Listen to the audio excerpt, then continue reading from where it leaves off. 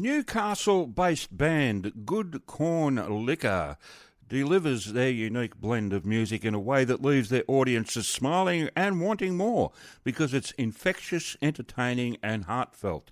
Ben, Nick and Murph have been playing music together since their early teens and have performed well over 600 shows together.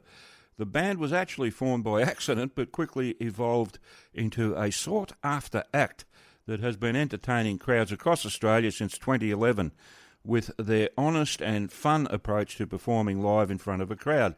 They recently finished recording their third studio EP that was written and recorded by the band in Ben's bedroom and mixed and mastered by the legendary Steve Newton at NREC Studios in Tamworth. The lead single, The Junction, that I played just a minute ago, shows a definitive return to form for the band and unequivocally announces that they're well and truly back. I'm delighted to have Murph standing by on the phone, waiting to have a chat with me, so let's bring him on air without any further ado. Hello, Murph. How are you, mate? I'm good, Harry. How you going, mate? Yeah, I'm great. Terrific day here. All right. Look, first of all, welcome to the Country Club. It's the first time you've been on this show, so it's great to have you. And cheers. Hopefully we'll be able to do it again sometime in the future, because I do like the band. And for a three-piece band, you guys sound big. You know, you really do put a good sound together. Yeah, cheers. There's a couple. We've got Ben, Nick, and I are the main, I suppose, what you call the main guys. We've got a few friends that often join us. It just that always changes, but. It's a good, fun thing to be a part of, that's for sure. Yeah, I get that. Now, let's have a talk about The Junction that I just played a minute ago. Did you write that song yourself, or was it a co-write? No, that one was, I wrote that one myself. Going back, I actually wrote that song 2016, 17, thereabouts. Okay. So me and a couple of mates moved into a house in the suburb here in Newcastle called The Junction, and it sort of runs through just a little bit of that. I only lived, it was very quick. I sort of moved in, and then I went on a 12-week holiday overseas, and then pretty much moved out. So I didn't really live there for too long, but right. It felt like an eternity. Okay. All right. Interesting stuff. All right. Just quickly, where can people go and buy your music? Can they get it online, or do they have to go? Yeah. Look. It's all over streaming and that sort of stuff, Harry. I'm not the greatest with that sort of thing. Okay. Fair enough. Jump on there and I'm actually just sending a help request to the streaming platform before you called. Okay. No, people can find all that stuff online, all the social media things as well, sort of direct people to where they can find it or come see us at the show. Okay, fair enough. Now, I'm curious about how the band got started by accident. Can you talk us through that one? Yeah, so in our original format, there was Ben, Nick and I and another mate, Stewie. Ben and Stu lived together in town here in Newcastle, and I was headed around there one afternoon because I was writing a song for something else that I was doing, and I needed a little bit of guidance from Ben on where to go to next. Like I was sort of a bit lost on how to fix a song that I was working on, and we went through that, and then Ben had not long gotten back into playing banjo. We played it when we were younger, sort of just towards the end of high school and out of high school, and then got himself back into it now, sort of early mid-20s. And he said, "Oh, can you just play these chords for me? G, C, D, blah blah blah." Right. While I play some banjo over the top, Stu's going to have a sing. So we did that, and we were like, "Oh, that's Okay. pretty cool." So we jammed out about half a dozen songs that afternoon, and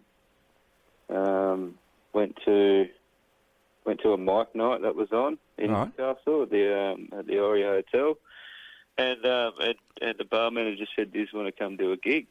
And we said, "Yeah, righto." That was, I think, the first gig was like $120 and 3 jugs of beer. Okay. It was about, and that's how it all started. From there, we just kept going. We later recruited Nick, and and just kept booking gigs. It's great fun. Yeah, fair enough. All right, I get it. Now, I had a look at the video clip for The Junction, and I'm interested to know where that was filmed. That one was filmed at Tamworth Country Music Festival. Oh, really? Year, 2024, yeah. Okay. Well, there you go. Yeah, no, it was good. So, each year we do. We just, back when we were younger and a little bit more sprightly, we used to do more than one show, but we just do the one these days. Okay. Which is really good. And we had, last year was actually our best turnout for ticketed shows that we do up there. So, it was a great day. It was a really, really good day, actually. A lot of people just I think, like I said earlier, we just, Ben, Nick and I, like, we grew up together. We've known each other since we were, primary school age. So we're just mates having fun, and I think that just comes across naturally, I guess you'd say, when we play and when we're having fun on stage, and we don't take ourselves too seriously. And I think that's part of what people enjoy about it, is they get to come out and have a bit of fun and see a good show, but something that's not too, or definitely not too polished. That's for sure. I always tell. Oh, well, I used to when I was still playing in bands. I used to tell people that you really don't need Lost you, mate. Eh? Lost you. Okay. You there? Yeah. I'm here. Yeah. Oh, yeah. There you are. There you go. We're still. Must have run out of smoke on the signals, mate. I used to tell people, look, you don't want to take yourself too seriously in this game. You got to take a job seriously, but not yourself, because no one else is gonna. So that was always my philosophy. No, that's exactly it's exactly it. Yeah, take your work seriously and take what you do seriously, but don't take yourself too seriously. 100%, mate. That's the way I've always done it. Now, I've got to tell you, I've never ever before seen a left-handed upright bass player. So that's really unusual. How does that work? I mean, obviously it works, but who is your bass player? Which one of you guys does that? So that's Nick. Oh, okay. Bass player. Yeah. Okay. And so, luck of the draw, I guess. It's the first time. It's the first time I've ever seen a left-handed. Look, we haven't found one. We're constantly having a joke about how, it'd just be a nice, a trivial thing to see a left-handed double bass player around. But it means you've got to be on the other side of the stage. That's right. Even it out. It's great. I mean, he's a good bass player. There's no doubt about it.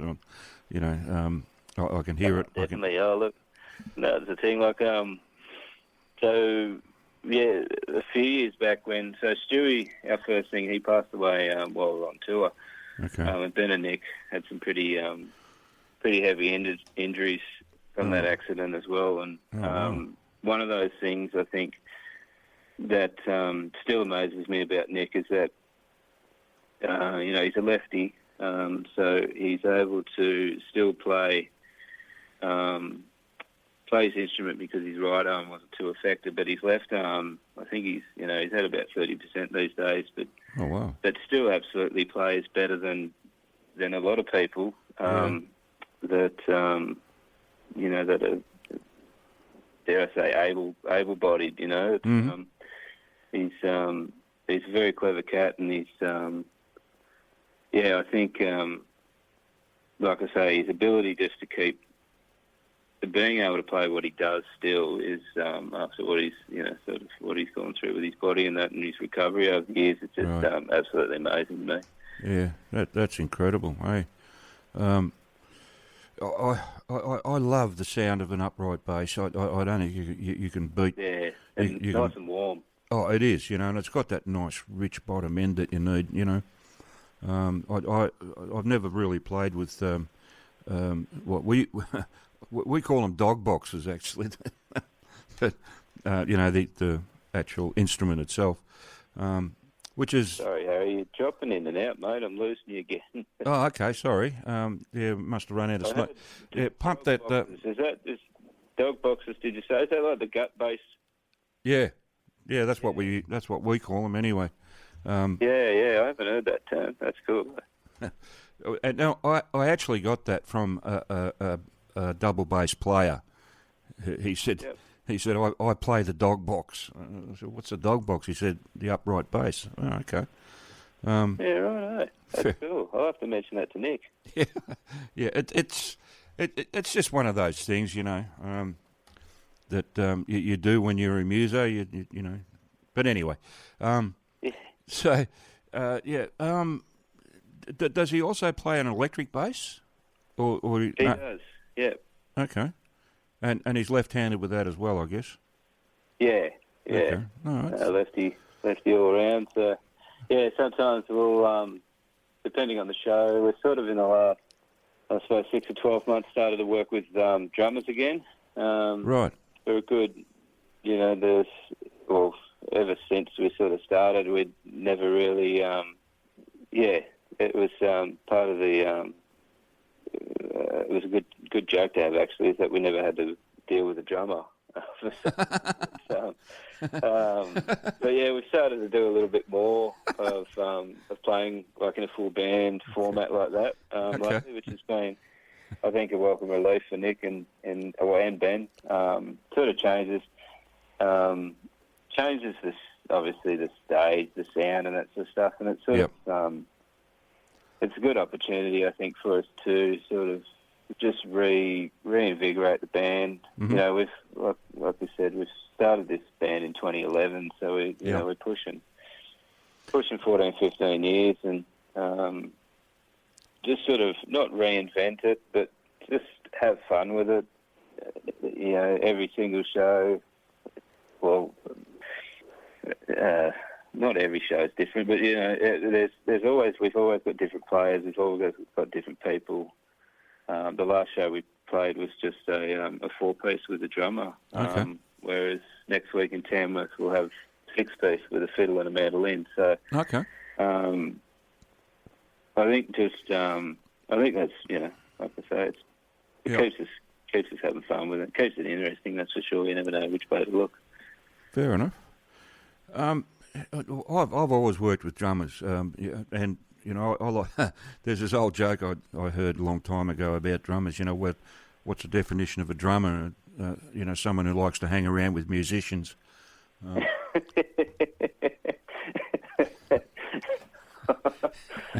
don't mind that one. That's good. Well, you can take that one home too. I will. Now, I read somewhere, I think on your website or something, but you got a show coming up here in Melbourne on February 23. Is that right? Yeah, down the Brunswick Ballroom with Smith and Weston Jury and Wild Dog Mountains. Yeah, right. Yeah, that should be a good gig. Yeah. Yeah, looking forward to it. We haven't been down to Melbourne in a very long time, so it'll be good to get back down and. Yeah, well. It's been a few days play with some new bands, and new friends, and okay. Well, hopefully we'll put on some good weather for you. Well, yeah, let's hope so. No guarantees, mind you. It's Melbourne, so. No, that's all right. Newcastle's been an absolute. But the Brunswick Ballroom does have a roof on it, so you should be all right, Oh, perfect. Not bad. Bit of an upgrade. If I can get there, I'm not sure. I have to look at my calendar. But if I can get there, I might just drop in and say hello. But otherwise, have yourselves a great gig because it's not a bad venue, the old Brunswick Ballroom. It is good. I haven't played there before. I did. I have watched bands there before, but looking forward to it. It should be it's a nice room, and They do good stuff. So if you get a chance, mate, pop down and say good day. Come. I will. Yeah. If I don't know what I'm doing on that day yet, but things sort of drop in out of the blue a lot, And so that's all right. We get in on the Friday, so I might not even know what's going on that day. So okay, all right, fair enough. There's nothing wrong with a surprise. Now, Murph, we're out of time. I'm sorry, so I've got to wind it up. Yep. But I do want to just quickly thank you very, very much for taking the time to have this chat with me on the radio, live to air. And I wish you all the best, you and the boys. And if I don't see you on February 23, have a great gig, break a leg, whatever you got to do. Cheers, mate. And Jerry, thanks for. Yeah, just enjoy the guts out of it, because... always. Yeah. Always. Wouldn't be doing it if we didn't, mate. And make sure you get the money before you leave, eh? It's always good to get paid. I know. What a bonus. That's right. Anyway, mate, look, all the best to you and the boys, and, hopefully, in a not too distant future, we can have another chat again on the radio, because I always look forward to having a chat with, good musicians, and so it's fun. All right, thanks again, mate, and look after yourself. Take it easy, and all the best to you and everyone you care about. Thanks a bunch, Harry. You too, mate. Enjoy your Sunday. I will. Thank you very much. Okay, see you later. Bye. Bye-bye.